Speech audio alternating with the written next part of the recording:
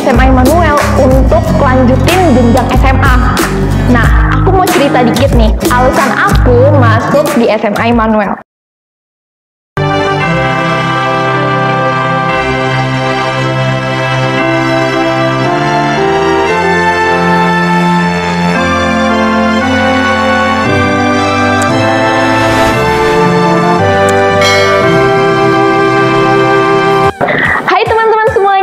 Ada yang baru nih di SMA Immanuel Bandar Lampung. Ayo coba teman-teman tebak, kira-kira apa sih yang baru? Iya, bener banget.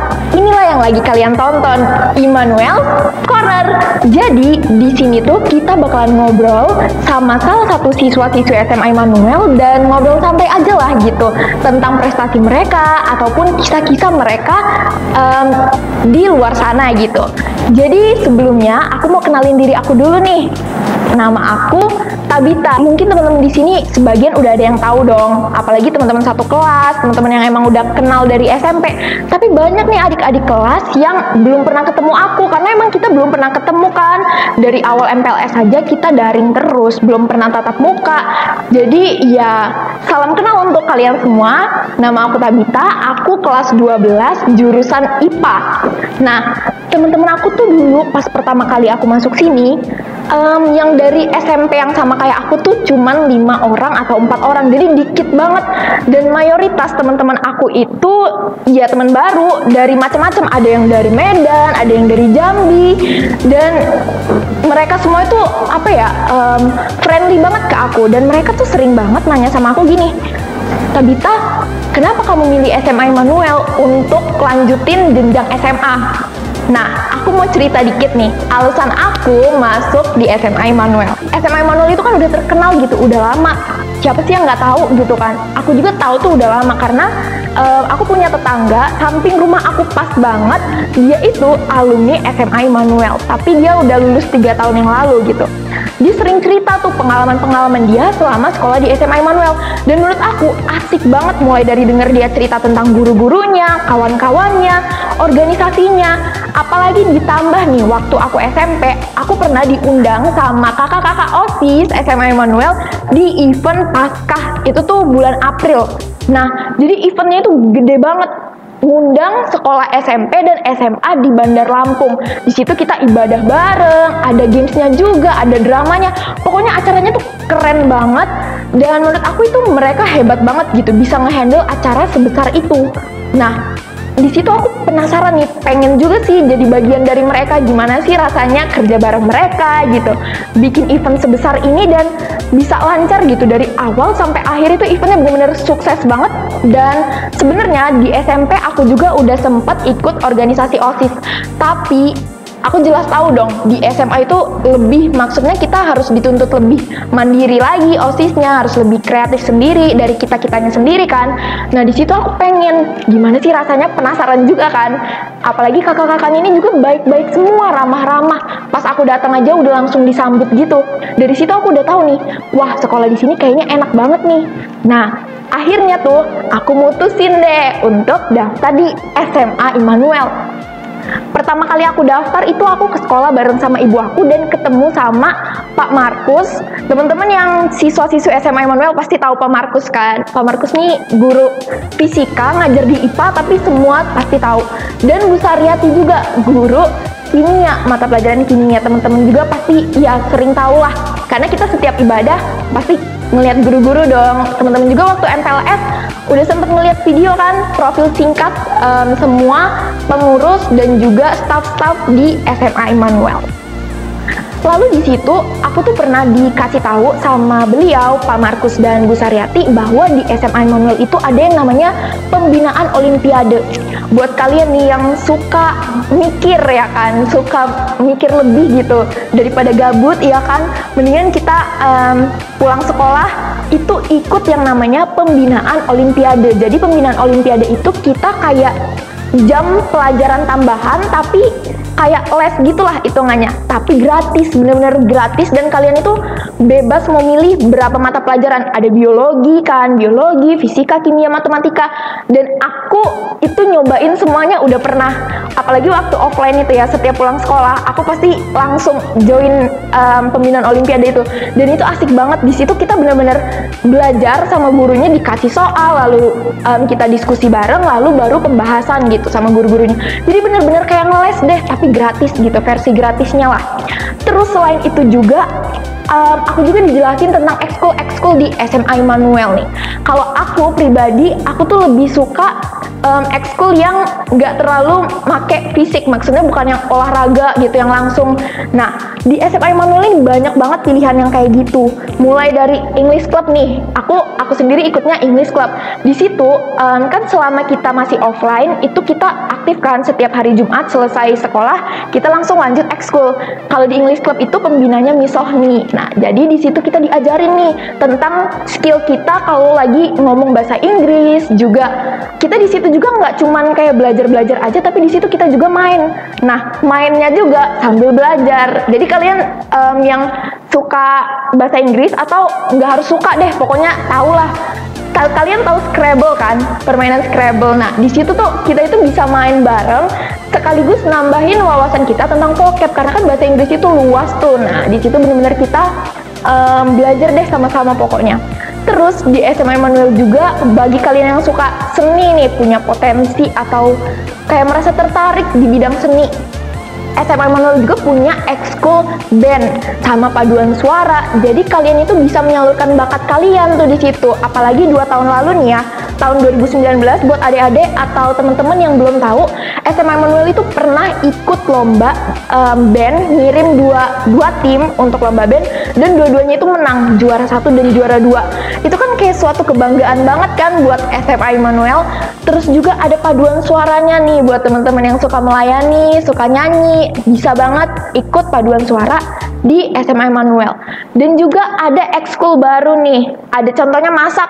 Teman-teman yang di rumah udah selesai nugas, udah selesai beres-beres rumah, nggak tahu mau ngapain nih, daripada gabut rebahan, mendingan coba deh belajar masak gitu kan. Siapa tahu nanti gede jadi chef atau jadi apalah, pokoknya belajar masak itu seru banget. Aku aja sekarang di rumah ya, kalau misalnya udah selesai nugas, selesai beres-beres rumah gitu juga, aku pengen nyoba belajar masak, karena jujur aku tuh sebenarnya nggak terlalu tertarik, tapi karena emang lagi pandemi, daripada nggak ada kerjaan kan, jadi ya udah deh kita isi aja dengan yang bermanfaat. Terus nih teman-teman yang suka nonton drakor atau suka denger lagu K-pop nih, K-popers atau K-drama lovers, itu kalian ada kabar gembira nih di SMA Immanuel.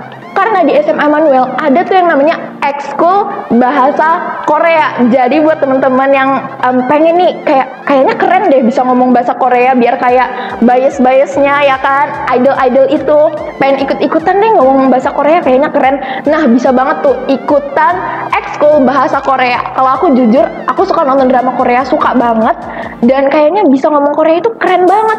Karena apalagi aku tuh punya target gitu ya, ketika aku nonton, aku pengen nyoba untuk nggak pakai subtitle, tapi emang susah banget sih, dan itu harus butuh waktu yang lama, dan emang harus latihan terus. Buat kalian tuh yang kayak misalnya pengen banget nih, penasaran, pengen belajar bahasa Korea, boleh banget ikut itu ekskul bahasa Korea di SMA Immanuel. Terus itu nih, kan kita udah bahas ekskul ya kan, sekarang kita ke guru-guru dan siswanya. Ini penting banget sih menurut aku, apalagi selama online ini kan pasti banyak banget nih teman-teman yang bilang, gimana ya kalau misalnya sekolah tapi gurunya nggak ngajarin atau nggak dikasih materi atau free time aja gitu. Jangan khawatir, kalau di SMA Immanuel nih, pengalaman aku udah hampir 3 tahun sekolah, karena kan udah kelas 12 nih, guru-gurunya itu semuanya tuh baik, dan mereka itu menyampaikan materi itu dalam bentuk video dikirim dan juga di Zoom. Jadi setiap habis pertemuan ada tugas, jadi itu benar-benar ngelatih kita. Jadi di rumah itu nggak cuman yang kayak udah free time aja gitu, tapi kita juga belajar. Nah, kalau dari aku segitu aja ya. Terus itu juga profil singkat gitu tentang sekolah dan tentang aku. Oh iya, aku belum kasih tahu bahwa aku juga di sini menjabat sebagai ketua OSIS periode 2021-2022. Oke, segitu aja dan kita lanjut nih. Di sini aku itu nggak sendirian guys. Kira-kira coba deh, aku kasih clue ya. Ini siswi di samping ada orang nih, siswi di samping aku ini siswi yang berprestasi gitu. Mau di sekolahnya, mau di luar sekolah, pokoknya berprestasi deh. Kalian kalau dari denger kayak gitu aja gitu, bisa tebak gak kira-kira siapa? Mungkin masih agak kebayang ya, maksudnya masih buram lah, siapa tuh kira-kira yang berprestasi gitu. Terus clue kedua nih, masih kelas 11, kelas IPS. Buat temen-temen yang dulu OSIS juga pasti tahu, ini dulu anak mentor aku. Ih, bangga banget aku nyebut dia anak mentor aku, karena bener-bener ya dari awal itu dia ini udah kelihatan aktif banget deh. Pokoknya setiap aku nanya apa, dia pasti selalu respon. Dan juga guru-guru setiap nyampein sesi, dia tuh selalu aktif, selalu ngerespon gitu. Teman-teman OSIS pasti udah tahu. Teman-teman yang lain nih, yang seangkatan gitu, kira-kira bisa nebak nggak siapa? Kalau belum, mungkin adik-adik kelas nih yang setiap hari ikut Zoom selama 17-an kemarin ya kan, pasti sempet nih denger-denger siapa sih ketua panitianya 17 Agustus itu, bisa acaranya bisa berjalan lancar gitu kan, lombanya asik-asik, ada gamesnya lagi. Teman-teman pada yang suka pada main game nih, ini nih kakak yang menghandle, mengatur, mengkoordinir teman-temannya. Kira-kira siapa coba? Teman-teman OSIS yang ikut OSIS udah pasti nebak lah ya. Buat teman-teman yang belum tahu atau bukan siswa-siswi SMA Immanuel, aku kenalin aja langsung. Ini dia Felicia Janice Michelle. Hai Michelle. Halo. Tidak bersuara dari tadi aku ya kan. Iya, diam-diam aja nih Michelle nih lagi nunggu. Ini nyala ya. Iya bener banget. Michelle, apa kabar nih selama liburan ini? Kan di rumah terus nih. Apa kabar Michelle? Oh, kabarnya baik banget, puji Tuhan. Ya kan, kalau kata Bita sendiri gimana nih? Puji Tuhan, aku juga baik-baik aja nih di rumah kan. Mantap, cucok. Iya, cocok banget ya Bun ya. Iya. Aku pengen nanya nih, Michelle ini kan udah sering banget tuh ikut namanya apa ya, kayak pertemuan, seminar, atau sering diundang ke macam-macam sekolah gitu. Dan pasti banyak banget nih teman-teman Michelle atau orang-orang di luar sana yang ngerekomendasiin sekolahan untuk lanjut ke SMA gitu dulu ya kan. Iya. Nah, kira-kira kenapa sih Michelle akhirnya memutuskan untuk sekolah di SMA Immanuel? Kenapa? Karena memang banyak banget kan sekolah di Bandar Lampung ini yang notabene itu tuh punya keunggulan masing-masing. Kalau aku masuk ke SMA Immanuel sendiri karena aku percaya dan aku mencari sekolah yang bukan sekedar untuk kegiatan belajar mengajar, tapi juga terlebih untuk mencari relasi yang menurut aku tuh relasi itu penting banget kan kata Bita ya. Mencari relasi dan juga kekeluargaan, pastinya solidaritas yang ketat banget di sini. Dan dari SMA Immanuel sendiri, aku merasakan itu banget karena memang waktu pada SMP aku udah nerapin ke diri aku bahwasanya ketika SMA nanti aku pengen banget sekolah sambil berkarir. Dan gimana caranya aku mencari sekolah yang sembari aku berkarir tapi juga antara guru-guru, teman-teman dan sebagainya dari sekolah itu tuh bisa support aku juga dalam karir tersebut. Dan disitulah aku nemu SMA Immanuel Bandar Lampung gitu. Iya, bener banget kayak yang udah aku sampein sebelumnya kan, guru-gurunya itu emang bener-bener nuntun kita kan, ngebimbing kita ketika kita ada ketinggalan tugas atau nggak ngerti, mereka itu langsung nelpon. Karena pengalaman aku pernah nanya nih sama guru, aku tuh agak kurang paham materi apa, aku langsung ditelepon di situ dijelasin bener-bener langsung. Akhirnya aku ya udah paham gitu karena guru-gurunya emang ngedukung kita banget untuk berkembang kan ya kan. Terus nih Michelle kan udah 1,5 tahun lah bisa dibilang ya sekolah di SMA Immanuel. Itu tuh selama 1,5 tahun nih kan emang belum pernah tatap muka gitu ya belum kan. offline. Belum pernah ketemu teman-teman sekelas juga bahkan. Nah, Michelle ini sejauh ini nih ngerasain gimana sih sekolah di SMA Immanuel? Kalau untuk sekolah di SMA Immanuel pasti seru banget karena aku ngerasain effort dari guru-guru juga untuk membangun antusiasme dari para murid. Itu aku rasain banget ketika nge-zoom, ketika ngasih materi, yang dimana guru-guru di sini tuh juga se-effort itu loh untuk ngebangun antusiasme dari para murid. Karena yang aku rasain dari SMA Immanuel pun juga bukan sekedar belajar mengajar yang dimana semua murid tuh harus pinter dan paham semua mata pelajaran, karena kan kita kan punya skill yang berbeda kan kata Mida. Dan aku ngeliat effort dari guru-guru yang nggak nuntut itu, melainkan memberi ilmu untuk sekedar ya pengetahuan umumnya kita untuk Iya, kedepannya. lebih ngembangin diri kita. Iya, bener banget. Gitu sih kurang lebih. Kalau untuk Zoom dan sebagainya, kalau misalkan ada kendala kayak sinyalnya jelek dan sebagainya, itu guru-guru pun juga pasti ngerti kalau di Iya, sini. bener. Gitu. Jadi guru-guru juga maklumin, bukan yang harus nuntut banget gitu bener kan. banget. Terus nih Michelle kan dari kelas 10 ya, Iya. udah ikut OSIS gitu, sama kayak aku juga dari kelas 10 nih ikut OSIS. Pasti banyak banget tuh ngalamin yang namanya suka duka ya kan. Gimana sih selama ini pengalaman Michelle berorganisasi nih?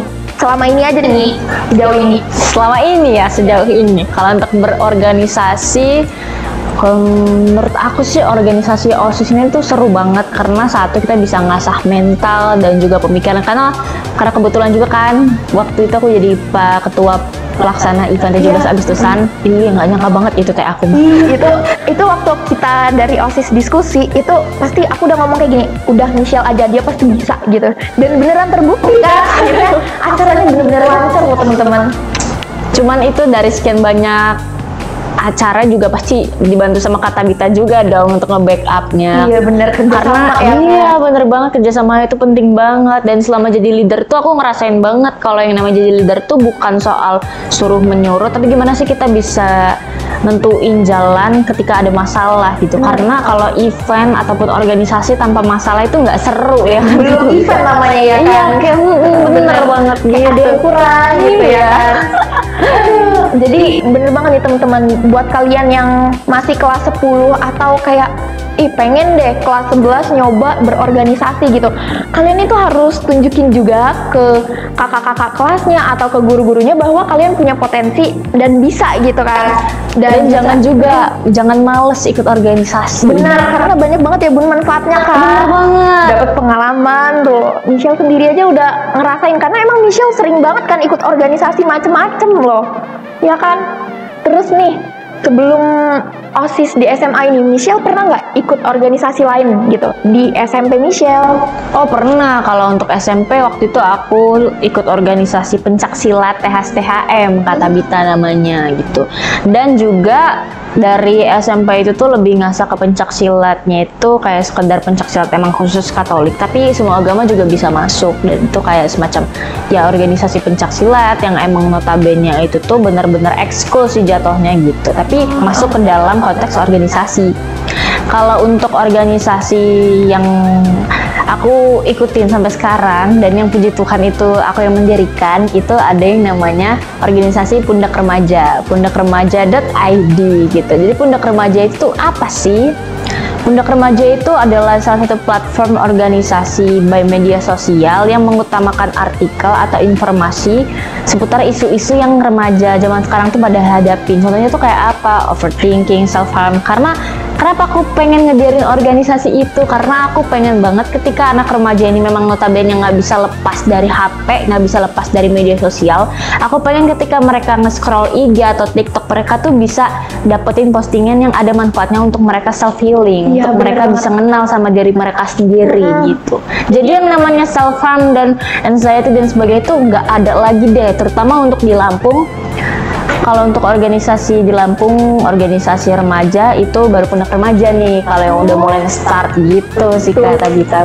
Teman-teman, daripada kalian follow akun yang bikin kalian makin overthinking gitu kan, mending kalian coba deh cek di Instagramnya Pundak Remaja ya. Iya, pundakremaja.id. Nah tuh, karena aku sendiri juga pernah diminta sama Michelle untuk ngasih opini tuh di situ. Jadi di situ benar-benar kita itu bertukar pikiran kan ya. Bener banget. Dalam satu tema atau satu topik itu banyak yang ngasih opini. Jadi kita bisa ngelihat macam-macam sudut pandang orang. Bener banget. Bener. Buat temen-temen nih tuh, daripada kalian yang aku bilang tadi tuh malah bikin overthinking, kan sering banyak kan ya sekarang, apalagi dikit-dikit aduh ada quotes gitu kan, quotes kok malah bikin relate banget nih jadi overthinking ya kan.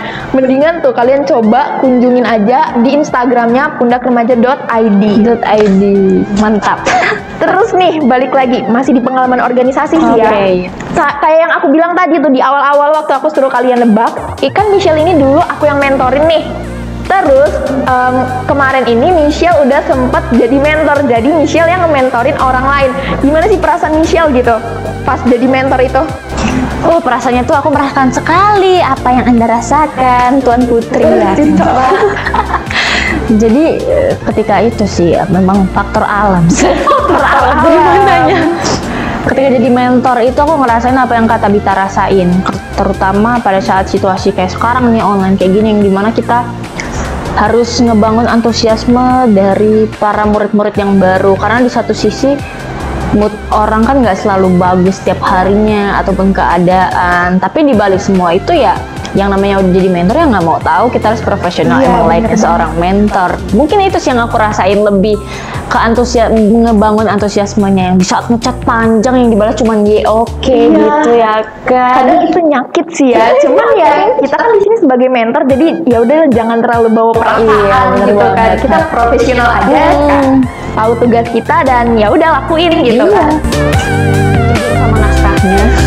Nah terus aku puter satu lagu yang emang bener-bener apa ya, aku jangan masuk ke karakter itu, tapi karakter itu yang masuk ke aku. Dari jam 7 pagi sampai jam 3 sekolah, jam 3 sore, abis itu langsung ke lokasi, terus baru selesai di jam 11 malam kayak gitu, terus alurnya muter, pas itu juga ulangan gitu, mid semester, tapi puji Tuhannya, dan bingung juga sebenarnya kok masih sempet-sempetnya bertahan di ranking.